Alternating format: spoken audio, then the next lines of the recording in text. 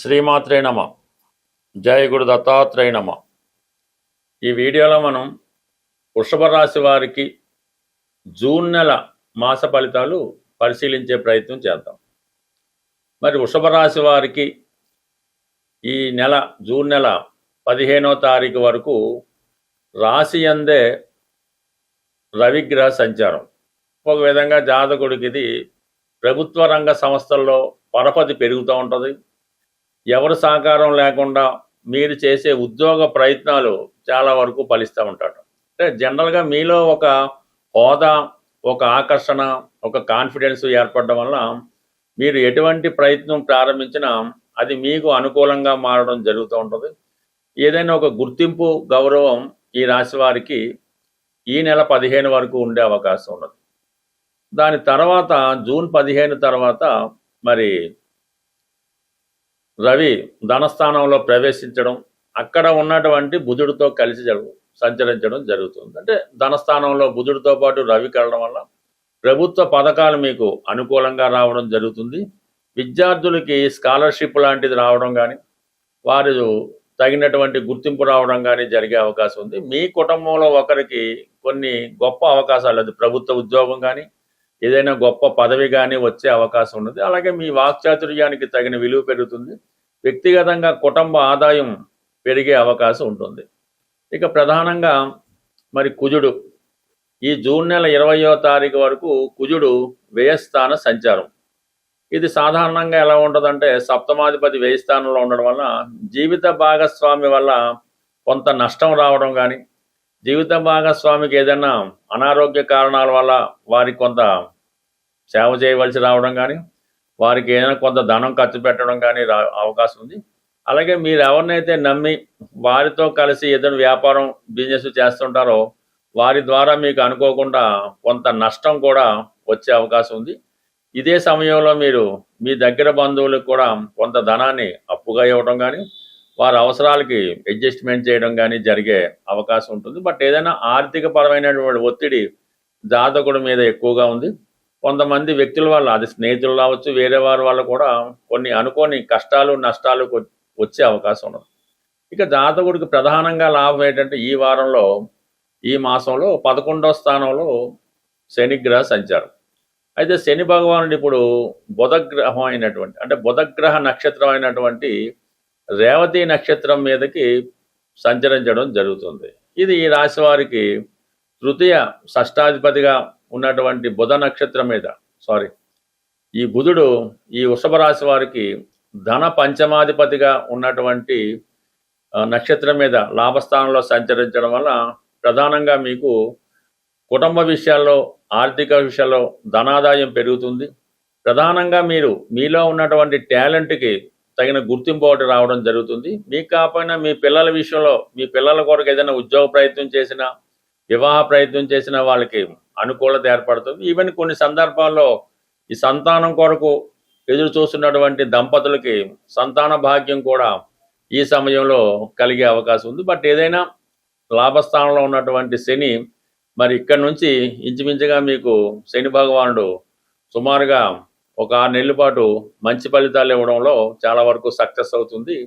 ఇక మిగిలిన విషయాలు పరిశీలించినప్పుడు మరి మొన్నటి వరకు, అంటే ఇంచుమించుగా జూన్ 1వ తారీఖు వరకు ధనస్థానంలో సంచరిస్తున్నటువంటి గురువు తృతీయ స్థానంలోకి మారి ఉచ్చలో రావడం జరిగింది. ఉచ్చ స్థితిలోకి రావడంతో ఇది ఒక విధంగా ఏంటంటే కొన్ని కొత్త పరిచయాలు ఏర్పడడం జరుగుతూ ఉంటుంది.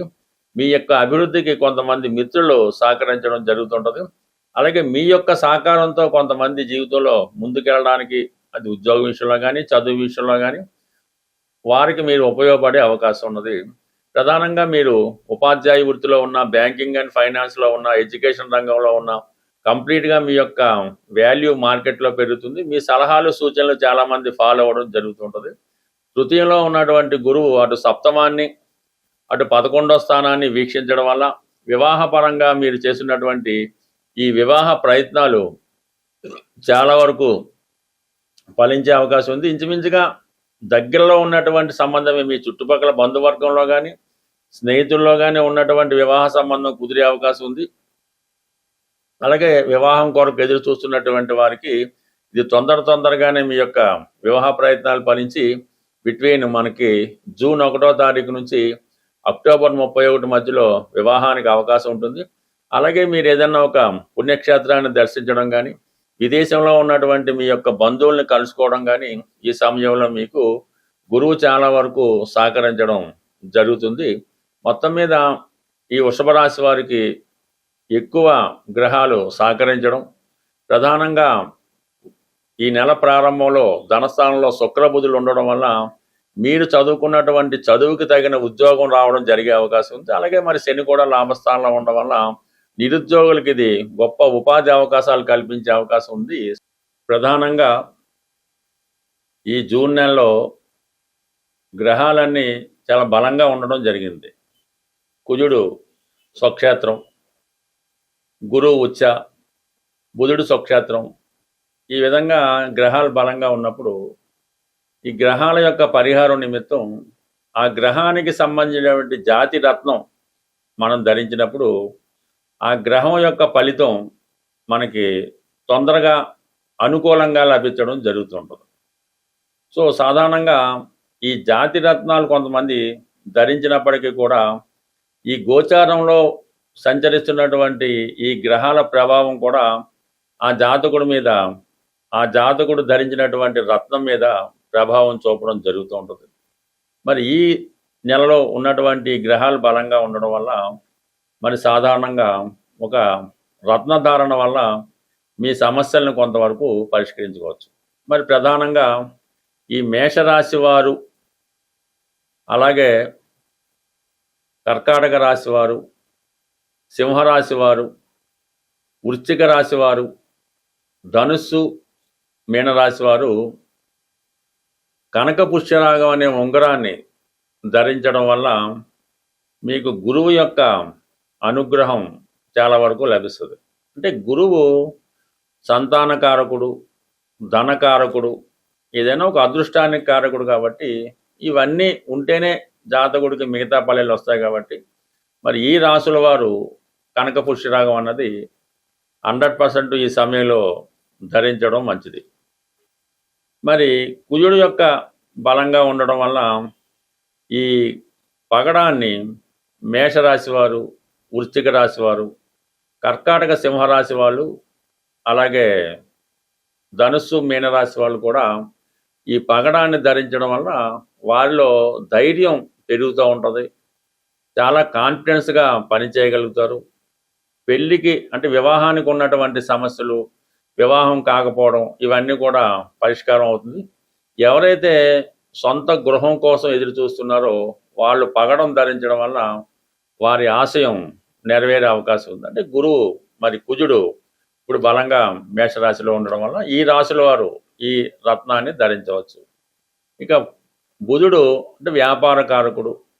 వ్యాపారం సజావుగా సాగాలన్నా, సరైన సమయంలో సరైన నిర్ణయం తీసుకోవాలన్నా, షేర్ మార్కెట్లో రాణించాలన్నా, విద్యార్థులు విద్యలో రాణించాలన్నా పచ్చ అనే ఉంగరాన్ని ధరించవలసి ఉంటుంది. అంటే పచ్చ ధరించేటప్పుడు అది కేవలం 3 క్యారెట్లు 5 క్యారెట్లు అన్నది కూడా ధరించక్కర్లేదు. కేవలం ఒక 1 క్యారెట్ కూడా సరిపోతుంది. మంచి పచ్చ లభించినప్పుడు విశేషమైనటువంటి ధనాకర్షణకి పచ్చ కారణం అవుతుంటుంది. మంచిది దొరికితే పెద్ద లభించవచ్చు, కానీ అది విపరీతమైన ఖరీదు ఉంటుంది. ఒక చిన్న స్థాయి ఒక 1/2 క్యారెట్ దొరికినా కూడా అది బంగారంలో తయారు చేయించి ఈ చిటికెన వేలు పెట్టుకోవడం వల్ల మీకు ఈ వ్యాపార రంగంలో ఉన్న వాళ్ళకి మంచి అభివృద్ధి కలుగుతూ ఉంటుంది. అలాగే మీలో ఉన్నటువంటి టాలెంటు సాధారణంగా అది పెరిగే అవకాశం ఉంటుంది. పచ్చ కూడా ధరించడం అన్నది వ్యాపారస్తులుగా అనుకూలిస్తూ ఉంటుంది. విద్యార్థులకి చాలా అనుకూలించే అవకాశం ఉన్నది.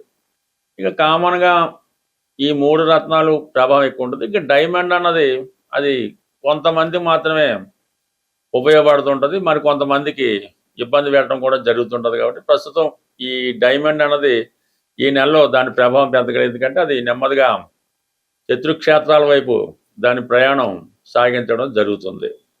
ఇక నీలం అన్నది కూడా మీనరాశిలో ఉండడం వల్ల ప్రస్తుతం నీలం పెట్టినా కూడా దాని ప్రభావం పెద్దగా ఏమి ఉండదు. కాబట్టి నీలం ధరిద్దాం అనుకున్న వాళ్ళు కూడా దాన్ని పక్కన పెట్టు. ఎస్పెషల్లీ ఎలా ఉంటుందంటే నీలం అన్నది ఫలానా నీలమే ధరించాలి, లేదంటే పలానా మయూర నీలం ధరించాలి అన్నది ఏముండదు. ఈ నీలం అన్నది చాలా సాధారణమైనటువంటిది. ఒక 50 రూపాయలకి దొరికే నీలమైనా కూడా అది ఎవరికైతే పడుతుందో వాళ్ళు ధరించవచ్చు. నీలం ఎప్పుడు పెద్ద ఖరీదైంది అక్కర్లేదు. ఈ నీలం అందరికీ ఉపయోగపడదు, కొంతమందికి మాత్రమే ఉపయోగపడుతుంది. నీలం ధరిద్దాం అనుకున్న వాళ్ళు ముందుగా ఆ రత్నాన్ని సేకరించి మీ యొక్క శరీరానికి తగిలే విధంగా ఒక వారం రోజులు పెట్టుకోవడం కానీ, తల కింద పెట్టి నిద్రించడం కానీ, దగ్గర ఉండాలి ఒక వారం రోజులు. అప్పుడు అది మీకు పడుతుందా లేదా అన్నది తెలిసిపోతూ ఉంటుంది. అనవసర కళలు రావడం, భయం కలగడం జరుగుతూ ఉంటుంది. నీలం మాత్రం ఏది పడితే అది ధరించడం, ఎవరు చెప్పి ధరించడం అనేది కొంచెం జాగ్రత్తగా ఉండవలసిన స్టోన్ కాబట్టి ఏదన్నా నిర్భయంగా ఎవరిని అడగకుండా ధరించగలిగే ఏకైక స్టోను కనక పుష్యరాగం. స్వస్తి.